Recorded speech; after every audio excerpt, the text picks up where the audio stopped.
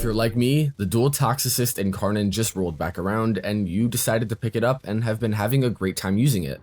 One thing I haven't seen anybody discuss though is the use of Punchthrough on the weapon, which is quite disappointing because it provides such an insane damage buff. To understand that though, let's talk about the weapon itself and why that would be so potent in the first place. Pre-Incarnon, the dual Toxocysts were alright, known mainly for their unique gimmick Frenzy, a buff triggered on headshot, increasing fire rate by 100%, adding 100% ammo efficiency, reducing recoil, and giving 100% toxin damage for 3 seconds, capable of being refreshed during its duration. This was cool and all, as the added fire rate served as a bonus to its base fire rate, meaning that any sort of fire rate mods would scale off of the now base 4 fire rate, while the 100% ammo efficiency obviously gave it practical infinite ammo, and the recoil reduction made subsequent headshots quite easy. Furthermore, the free toxin damage made building for corrosive or viral quite easy, needing only 1 mod slot. That was about it for these pistols though, as they fell into irrelevancy due to newer metas. As I'm sure it was intended though, the addition of an Incarnon adapter to the weapon has breathed new life into them and made them some of the better weapons in the game. The Incarnon form grants massive bonuses to many of Dual Toxo's stats, including a transition from semi-auto to full auto firing, though mainly it adds a special bullet ricochet system to the pair. Hitting an enemy with a bullet will spawn a ricochet round that will instantly hit another enemy within 5 meters of the main target. These ricochet rounds actually auto-aim for enemies' heads, and as you guessed it, are capable of triggering the frenzy buff, which does affect the Incarnon form. Here, the buff raises our fire rate to 11.25 at base, lessens the Incarnon form's already low recoil even more, and of course gives the free toxin damage. Unfortunately though, ammo efficiency does not affect the Incarnon, though that is consistent across all of them. This already seems quite powerful, as it now possesses a pseudo AoE with one shot potentially hitting upwards of 3 enemies, as multi-shot's individual pellets can all trigger a ricochet round, yet it gets even better than this. As stated in the intro, Punchthrough is particularly powerful on Dual Toxos, causing every enemy hit by the main bullet to spawn their own ricochet round, turning them from a great ad clear weapon into one of the best.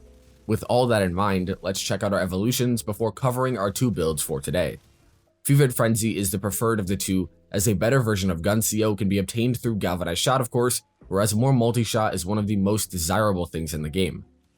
This actually leads me to 2 interesting things about this weapon. Firstly, gun CO is bugged on a lot of Incarnons, presumably, to not include the additional base damage from their Evolution 2 perks, making it not that strong on many weapons. The same applies to Dual Toxo's main shot, but it will buff the ricochet rounds, and considering that they also automatically aim for headshots, they are by far the bullets we should be targeting to buff.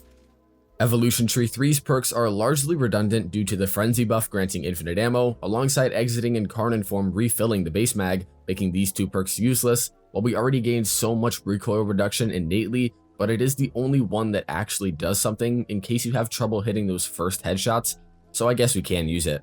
Tree 4 actually gives 2 initially compelling options, one granting 20% more flat CC, and the other giving +3 Punchthrough on kill.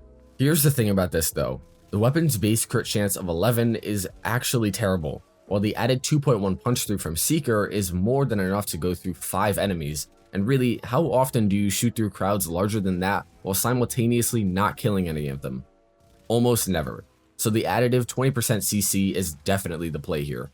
With the evos covered, our 2 builds are almost exactly the same with one major difference. This is pretty much the standard weapon build besides having only 1 electric mod to combine with the added toxin for corrosive and Seeker for the Punchthrough of course. Because the ricochet rounds automatically aim for the head, we can use Dead Head rather than Merciless for the additional 30% headshot multiplier they add, and even though that it is a raw damage build, a Bane still serves as the highest boost we can apply, and the only difference between this build and the other is the swapping of Prime Pistol Gambit to Galvanized Crosshairs. Crosshairs procs on headshots, which we get for free of course. But you do need to ADS with the weapon to trigger its buffs, and some, including me, don't like doing that with a spray and pray weapon like this, but besides that, the build is exactly the same. All footage recorded was shown with Arcane Velocity equipped, adding another 120% more fire rate to the build, though it is hardly needed, just something I would recommend if you have it and you'd like. That does it for today everyone, short video mainly just to hold y'all over till Necros on Monday or Tuesday, and then Abyss of Dagoth on Wednesday. Already started making a how to shield gate video that I hope would do well, cross-referencing some of the older mechanics with the newer mechanics, and obviously I can only do it once we actually get access to them, but you get the point. Anyways, thank you so much for watching. Your support really means so much to me, and if you found this video helpful, please consider liking and subscribing. I'm doing my best to make the best content I can for you guys. For those on Patreon and YouTube, your support is also very invaluable. Thank you to Scotty Knows, Sage, Intellectual, SOS, 3000, Wadley, Lyric, and of course, everyone else on screen. Your help goes a long way in making sure I can keep doing what I do. Thank you. If you're not a member yet, consider checking out my Patreon and YouTube memberships, as it goes a long way in ensuring I can continue to do all of this. As always, I hope this video was informative and helpful, and I will see all of you guys in the next one. Peace!